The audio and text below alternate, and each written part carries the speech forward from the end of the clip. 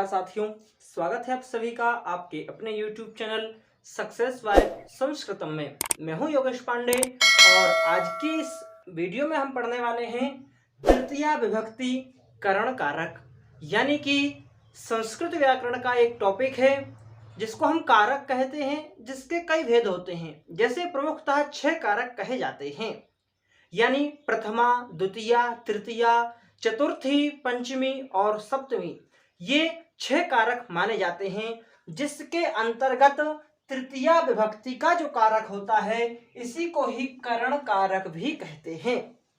आइए हम जानते हैं। देखिए, तृतीया विभक्ति से संबंधित तो एक ही या 2 सूत्र जो है वो इंपॉर्टेंट होते हैं, जो आपको विभक्ति का अर्थ बता देते हैं और उदाहरण को दे देते हैं। लेकिन हम तैयारी कर रहे हैं संस्कृत की प्रतियोगी परीक्षाओं की, जिसमें 1 या 2 विभक्तियों से या 1 या 2 सूत्रों से काम नहीं चलेगा। यहां आपको पढ़ना पड़ेगी उपपद विभक्तियां। क्या पढ़ना पड़ेगा आपको? उपपद विभक्तियां। इसलिए देखिए, हम आज के वीडियो में कुछ ऐसी ही जरूरी उपपद विभक्तियों की चर्चा करेंगे।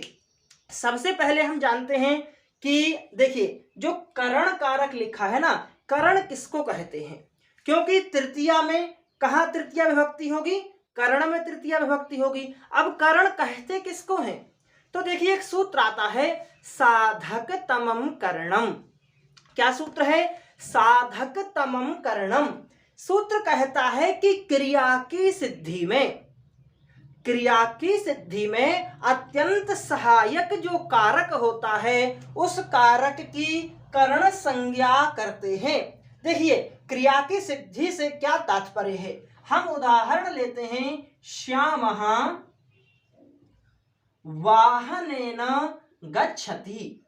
देखिए, हम करण कारक को समझ रहे हैं। श्यामः वाहनेन गच्छति। अब देखिए, यहां पर श्याम क्या कर रहा है? जा रहा है। ये कर्ता है, ये क्रिया है। दोनों चीजें हमें यहां पर स्पष्ट रूप से समझ में आ रही हैं, क्योंकि जाने वाला कौन है? श्याम है। श्याम क्या हो जाएगा? कर्ता हो जाएगा और क्रिया हो जाएगा गच्छति। अब देखिए, श्याम जा तो रहा है, लेकिन हमने क्या समझा?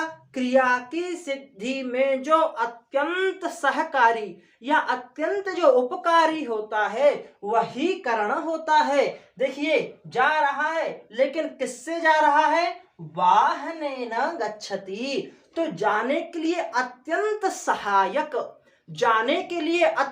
सहायक यानी अत्यंत जिसका उपयोग हो रहा हो, वह जो शब्द होगा उस शब्द में हम करण करेंगे या तृतीया विभक्ति उसमें करेंगे। देखिए, ये वाहन शब्द है, इसकी ही करण संज्ञा हुई, और जब करण संज्ञा होगी तो सूत्र आएगा कौन सा? कर्तृकरणयोस्तृतीया। देखिए, सूत्र क्या कहता है? कर्तृकरणयोस्तृतीया कहता है। देखिए, इतना हमने समझ लिया। अभी सूत्र देखेंगे कर्तृकरणयोस्तृतीया कि अनुक्त कर्म और अनुक्त जो कर्ता होता है। देखिए, अनुक्त कर्ता और अनुक्त करण, कर्तृकरणयोस्तृतीया। सबसे पहला कहा अनुक्त कर्ता, ठीक है, और अनुक्त करण। ये 2 चीजें आपको यहां पर देखनी है। अनुक्त कर्ता और अनुक्त करण, ये 2 चीजें जहां पर होंगी वहां पर जो है तृतीया विभक्ति होती है। अब देखिएगा, सबसे पहले अनुक्त कर्ता क्या होता है? पहले सूत्र की वृत्ति, सूत्र के अर्थ को समझेंगे। कर्तृकरणयोस्तृतीया, यानी कि सूत्र कहता है अनुक्त कर्ता, जैसे मैंने लिखा है ना, अनुक्त कर्ता और अनुक्त करण में तृतीया विभक्ति होती है। ठीक है, अब देखिएगा यहां पर बहुत अच्छी तरीके से अनुक्त कर्ता हम किसको कहेंगे? जैसे कि हमने लिखा रामेण बाली हतः। ठीक है, रामेण बाली हतः। उदाहरण प्रसिद्ध है कि रामेण बाणेन हतो बाली। ऐसा कहते हैं, क्या बोलते हैं हम? कि रामेण बाली हतः। ऐसा हम लोग प्रयोग करते हैं। अब देखिएगा, यहां पर जो हतः है ना, ये क्या है? हन धातु में हमने कौन सा प्रत्यय यहां पर किया है? यहाँ पर क्ता प्रत्यय किया है, ठीक है, क्ता प्रत्यय किया है, जो कि क्ता प्रत्यय हमेशा किस में होता है, कर्म अर्थ में होता है। देख लीजिए, जो क्ता प्रत्यय है ये हमेशा कर्म अर्थ में होता है, और जब हम कर्म अर्थ में यहाँ पर क्रिया को लाएंगे, या फिर जो कर्म अर्थ में जब हम क्रिया का प्रयोग करेंगे तो जो कर्ता है वो कर्ता क्या हो जाएगा, अनुक्त हो जाएगा। यहाँ पर प्रधान जो है वो कर्ता नहीं होगा, ठीक है, अप्रधान हो जाएगा, यानी अनुक्त हो जाएगा। और जो अनुक्त कर्ता होगा, इस अनुक्त कर्ता में हम क्या करते हैं, तृतीया विभक्ति का प्रयोग करते हैं। किस सूत्र से करते हैं, तो मैंने बताया कर्तृकरणयोस् तृतीया, यानी अनुक्त कर्ता का जब हम प्रयोग करेंगे, अनुक्त कर्ता का मतलब है जहां पर दूसरी चीजें वाक्य में जो क्रिया है, जो कर्म है, वो जब प्रधान होगा, वो जब उक्त होगा, तो जो कर्ता है वो कैसा हो जाएगा, अनुक्त हो जाएगा। और यहाँ पर ये कर्म अर्थ में प्रत्यय हुआ है, इसलिए हमने यहाँ पर जो हमारा कर्ता है राम, इसको तृतीया विभक्ति यानी अनुक्त कर्ता बनाया, ठीक है। जैसे हम बहुत सारे उदाहरण यहाँ पर देखेंगे। बालकेन भोजनम कृतः, बालक ने या बालक के द्वारा भोजन किया। शिक्षकेन पाठम पाठितः, या शिक्षकेन पाठितः, ठीक है, शिक्षक के द्वारा पढ़ाया गया। यहाँ पर जो हम प्रत्यय कर रहे हैं पठ धातु के साथ में क्ता प्रत्यय, जो कि कर्म अर्थ में होता है, और इसीलिए हमने जो शिक्षक शब्द है इसमें तृतीया विभक्ति यानी अनुक्त कर्ता, और अनुक्त कर्ता में तृतीया विभक्ति का प्रयोग किया, ठीक है। देखिए, अनुक्त कर्ता यदि आप समझ गए हैं तो हम समझ गए अनुक्त करण किसे कहते हैं, ठीक है। अनुक्त करण देखिएगा आप लोग, जैसे जो करण है ना, करण क्या होता है मूलतः, जैसे हमने वाहनेन, इसमें जो करण लगाया है, चूंकि यहाँ पर कर्ता जो है ये बोला गया है, उक्त है, क्रिया जो है उक्त है, यानी कि श्याम स्वतंत्र कर्ता से यहाँ पर क्या हुआ, हमने कर्ता जो है ना इसमें एक विभक्ति की यानी प्रथमा विभक्ति की। जब इसमें प्रथमा विभक्ति करेंगे तो बाकी सब क्या हो जाएंगे, अनुक्त हो जाएंगे। एक वाक्य ऐसा समझिए, जब कोई एक वाक्य हम संस्कृत में बनाते हैं तो कोई एक पद, चाहे कर्ता हो, चाहे क्रिया हो, चाहे कोई विशेष वहां पर हमने जैसे करण ले लिया या अन्य कोई भी हम कारक लेंगे, तो वहां पर यदि कर्ता प्रमुख है तो बाकी सभी कैसे हो जाएंगे, अनुक्त हो जाएंगे, और यदि कर्ता प्रधान है तो बाकी सब अनुक्त, और यदि हमें क्रिया या कर्म को प्रधान करना है तो हमारा जो कर्ता है यह अनुक्त हो जाएगा, यानी कर्ता में हम तृतीया विभक्ति करेंगे।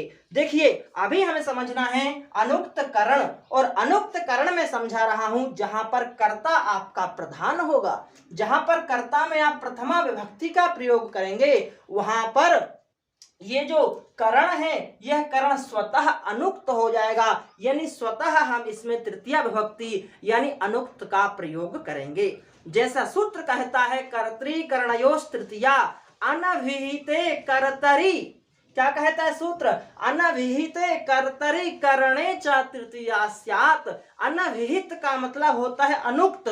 याद रख लीजिएगा, परीक्षा में यदि पूछा जाए कि अनभिहित का मतलब क्या होता है, देखिए अनविहिते, अनविहित है ना, अनविहित का मतलब होता है अनुक्त, और अनुक्त का मतलब मैंने आपको समझाया अप्रधान, जो बोला नहीं गया हो, जिसमें हम तृतीया करते हैं, ठीक है।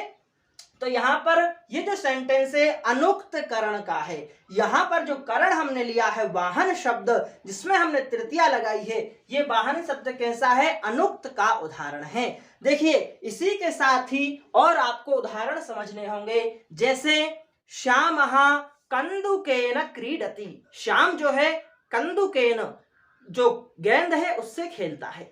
बालकः द्विचक्रिकया गच्छति, बालक द्विचक्रिका यानी साइकिल से जाता है, ठीक है। श्यामः दूरभाषया वार्तां करोति, श्याम जो है दूरवाणी के द्वारा बात करता है। इन सभी वाक्यों में श्याम है, राम है, बालक है, गणेश है, शिक्षक है, इनको हमने प्रथमा में रखा यानी उक्त हैं। तो इनके साथ जो करण हम प्रयोग कर रहे हैं, जो साधन प्रयोग कर रहे हैं, वो साधन कैसे हो जाएंगे?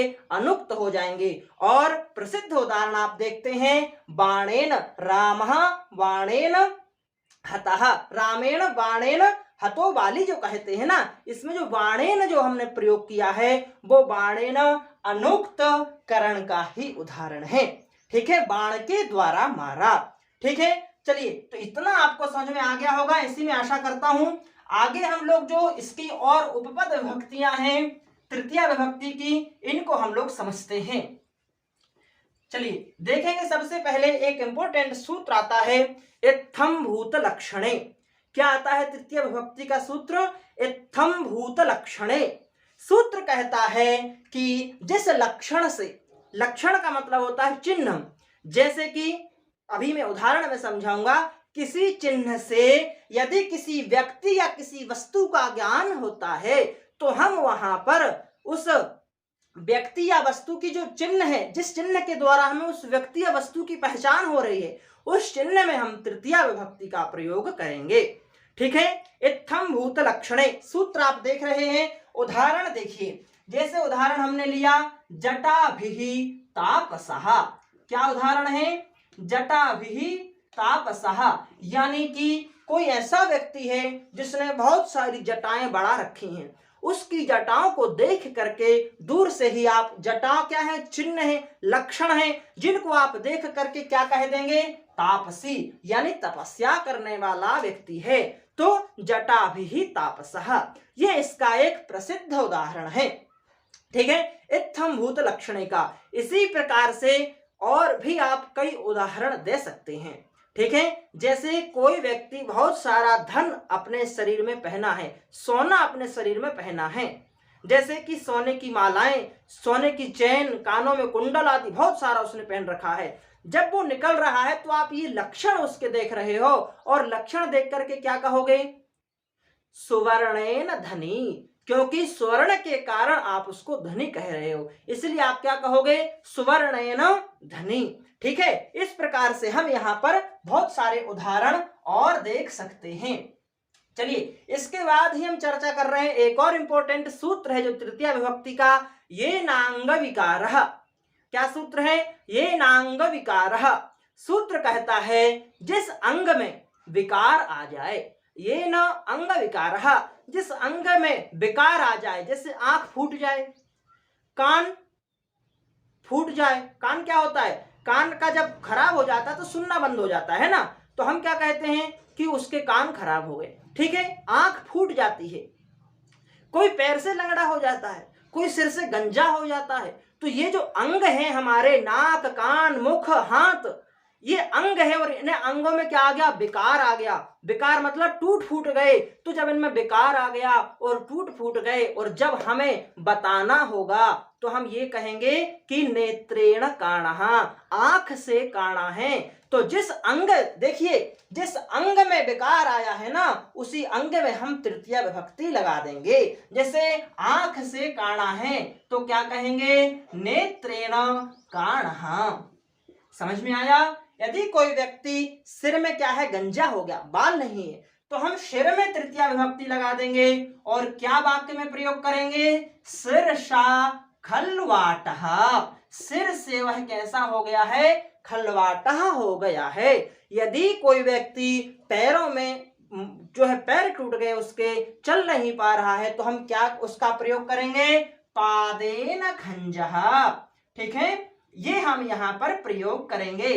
तो देखिए जिस अंग में, ये जो सूत्र है ना, ये अंग संबंधी विकार की बात करता है। यदि आपके किसी अंग विशेष में विकार आ जाए और उसको बताना है तो उस अंग विशेष में हम तृतीया विभक्ति का प्रयोग करेंगे। जैसे नेत्रेण काणः, पादेन खंजः, और देखिए कर्णेन बधिरः, है ना, बधिर हो गया है, सुनाई नहीं दे रहा है। तो कहां से बधिर हुआ है? नाक से बधिर नहीं हुआ। आंखों से बधिर नहीं हुआ, हाथ से बधिर नहीं हुआ, बधिर कहां से होता है? कान से। इसलिए कान जो शब्द है इसमें हम तृतीया विभक्ति का प्रयोग करेंगे और कर्णेन बधिरः इस प्रकार से प्रयोग करेंगे। अब देख लीजिए, अभी जो हमने जस्ट दो सूत्र पढ़े, पहला इत्थम भूत लक्षणे और दूसरा एनांग विकारः, इन दो सूत्रों में बहुत ज्यादा समस्या होती है। कैसे समस्या होती है? क्योंकि ये दोनों ही सूत्र एक चिन्ह के माध्यम से हमें लक्षण के माध्यम से बताते हैं और उस लक्षण या उस चिन्ह में हम तृतीया विभक्ति का प्रयोग करते हैं। लेकिन देखिएगा, जो एनांग विकारः जो सूत्र है, ये सूत्र आपको बताता है किसी अंग विशेष में। इसलिए जहां पर अंग विशेष की चर्चा की जाए, जहां पर पैर से किसी को लंगड़ा किया जाए, किसी की आंख फोड़ दी जाए, किसी के कान फोड़ दिए जाएं, तो वहां पर आपको इत्थम भूत लक्षणे नहीं लगाना है। इत्थम भूत लक्षणे वहां लगेगा जहां पर आपको लक्षण दूर से दिखाई दे रहे हैं और उस लक्षण के कारण आप उसको जान रहे हैं, जटाओं से तपस्वी कह रहे हैं।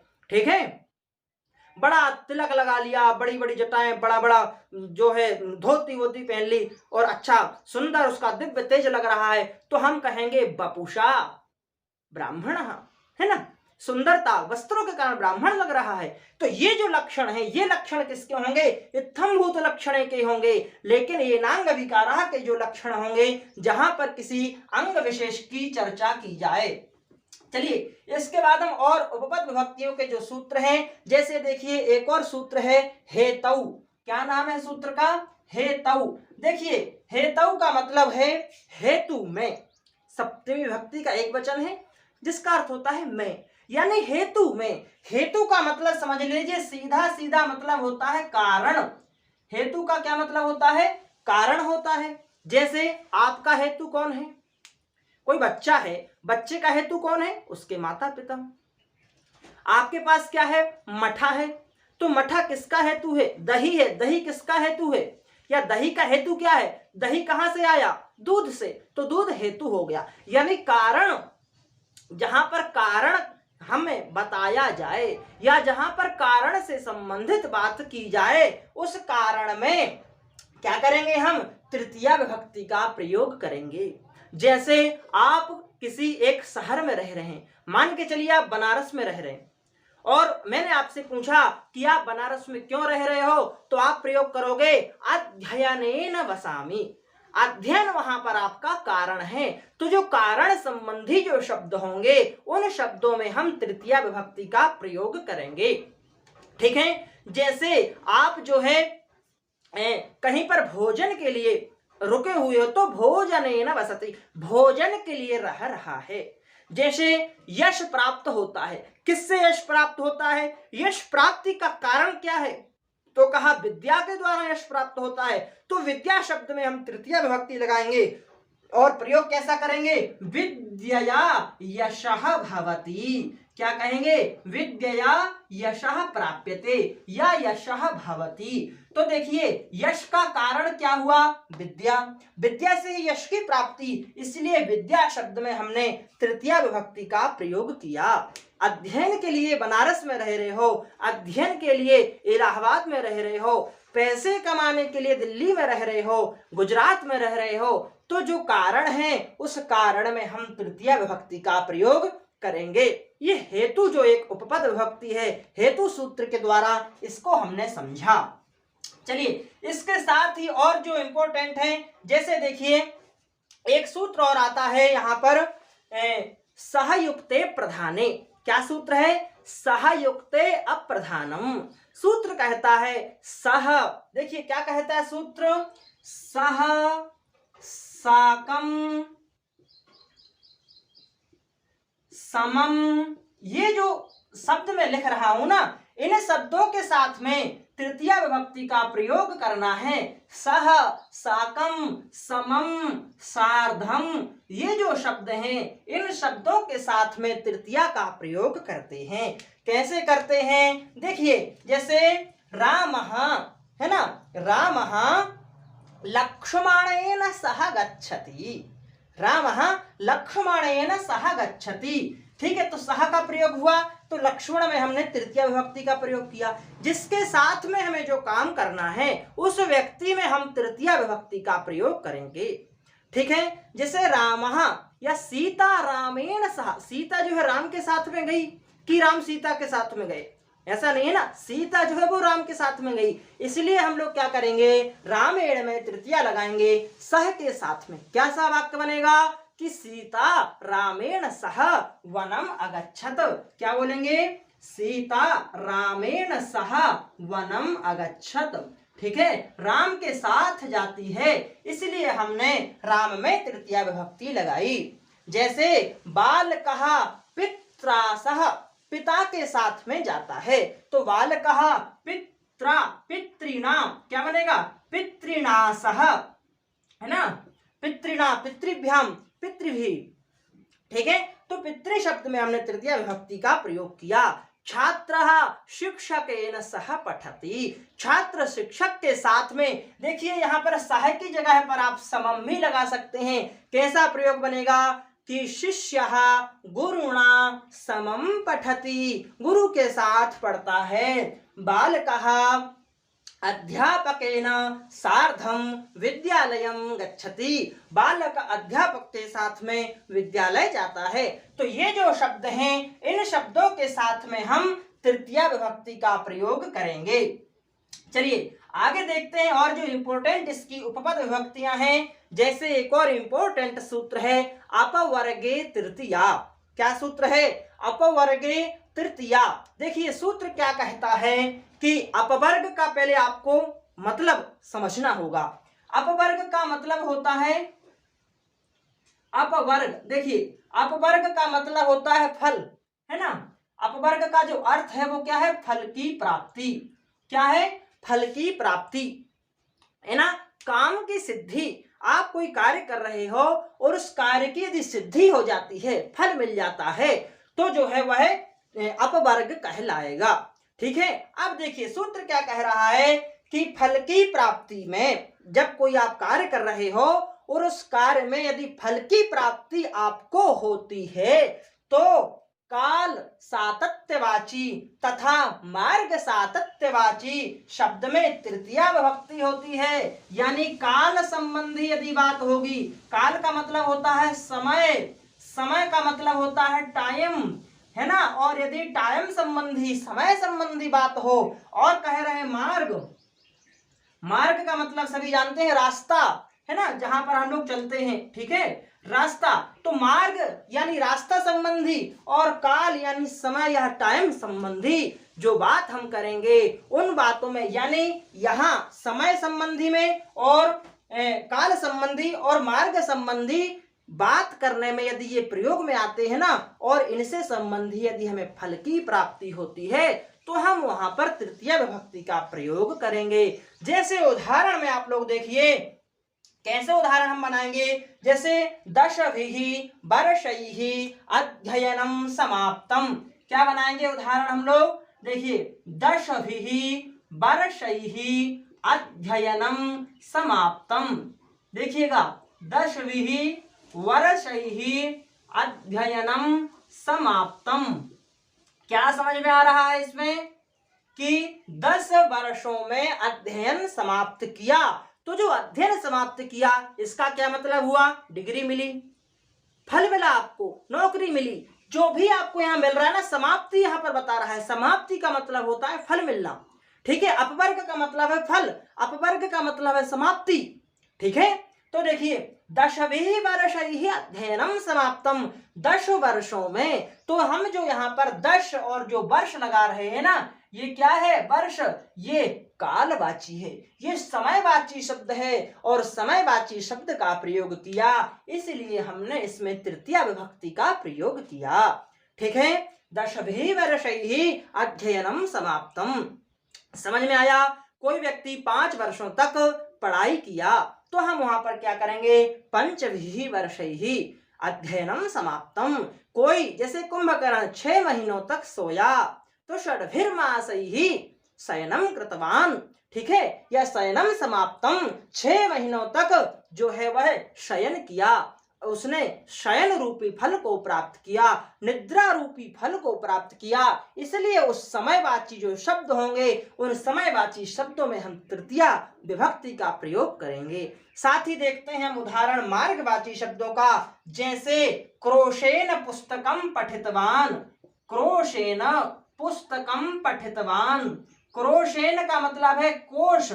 कोश का मतलब सभी जानते हैं, कोश है ना, बोलते हैं ना, एक कोश, दो कोश, तीन कोश। कितने दूर है आपके यहाँ से वाराणसी, कितना दूर है? तो किसी ने कहा 60 कोस, किसी ने कहा 100 कोस, है ना। तो एक मार्गवाची शब्द है, और इस मार्गवाची शब्द को जब बताना हो, यदि फल की प्राप्ति होती हो, तो तृतीया विभक्ति का प्रयोग करेंगे। जैसे क्रोशेन पुस्तकम पठितवान, एक क्रोश में पूरी पुस्तक को पढ़ लिया, यानी फल मिल गया, और जब पूरा काम हुआ, फल मिला, तो हम उसमें तृतीया विभक्ति का प्रयोग करेंगे।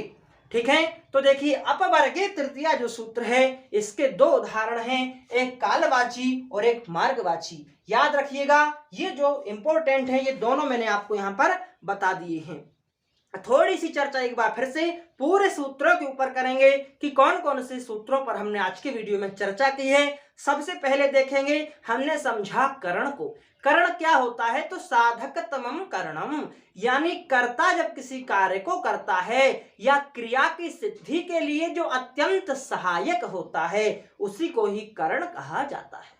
भोजन कर रहा है तो चम्मच से भोजन कर रहा है, तो चम्मच क्या हो गया? अत्यंत सहायक, तो चम्मच में तृतीया कर देंगे। पानी पी रहे हो किससे? गिलास से, तो गिलास क्या है? अत्यंत सहायक है पानी पीने में। ऐसे पानी तो डाल नहीं सकते उठा करके, है ना। क्या ऐसे ऊपर से ऐसा मुंह कर लोगे तो पानी कहां से आएगा? जब तक गिलास उसकी सहायता नहीं करेगा। तो गिलास में हम लोग तृतीया विभक्ति का प्रयोग करेंगे। ठीक है, समझ में आया करण किसको कहेंगे। साथ ही देखिए, अब कह रहे हैं जो करण होता है ना, और कर्ता कैसा? कह रहे अनभिहिते कर्तृ करणयोस् तृतीया। जो अनभिहित कर्ता और अनभिहित करण जो होगा, यानी कि अनुक्त कर्ता और अनुक्त करण, तीनों में तृतीया विभक्ति, यानी दोनों में तृतीया विभक्ति करेंगे। कैसे करेंगे? तो बताया, रामेण वाली हतः, छात्रेण पुस्तकम पठितः। ठीक है, बालकेन भोजनम कृतः। यहाँ पर जो कृतः में जो कृता प्रत्यय आ रहे हैं सभी कर्म अर्थ में है, इसलिए प्रधान हुए, और जो कर्ता हुआ अप्रधान हुआ। अप्रधान के कारण हमने तृतीया विभक्ति की। अप्रधान का मतलब अनुक्त हुआ, इसलिए हमने तृतीया विभक्ति की। ठीक है, देखिए जैसे बाल कहा कंदुकेन क्रीडति। कंदुकेन जो है, इसमें हम लोग क्या करेंगे? अप्रधान यानी अनुक्त कहेंगे। क्यों? क्योंकि जो बालक है उसमें प्रथमा है, और प्रथमा स्वतंत्र कर्ता यानी स्वतंत्र है, उक्त है, बोला गया है। इसलिए जो अन्य हमारे वाक्य में जो अन्य चीजें हैं वो स्वतः अनुक्त हो जाएंगी, इसलिए अनुक्त है यहाँ पर कंदुकेन। ठीक है, इसके बाद हमने चर्चा की इत्थम भूत लक्षणे, जिसका उदाहरण है जटाभि तापसः। इसके साथ चर्चा की येनांग विकारः सूत्र की, अंग संबंधी विकार बताने में जो वाची शब्द होंगे, अंगवाची शब्द होंगे, उनमें हम तृतीया करेंगे। इसके बाद हमने देखा हेतु। ठीक है, हेतु का उदाहरण मैंने आपको दिया, अध्ययनेन वसति। ठीक है, इसी के साथ देखिए एक और उदाहरण मैंने आपको बताया, जैसे सार्धम समम सहयुक्त प्रधाने सूत्र का सार्धम समम साकम आदि जो शब्द हैं, इनके साथ में तृतीया विभक्ति का प्रयोग करेंगे। और लास्ट में बताया अपवर्गे तृतीया। तो वीडियो अच्छा लगता है आपको तो कमेंट करके बताइए, और कोई यदि समस्या कहीं पर आ रही है तो कमेंट करके पूछिए।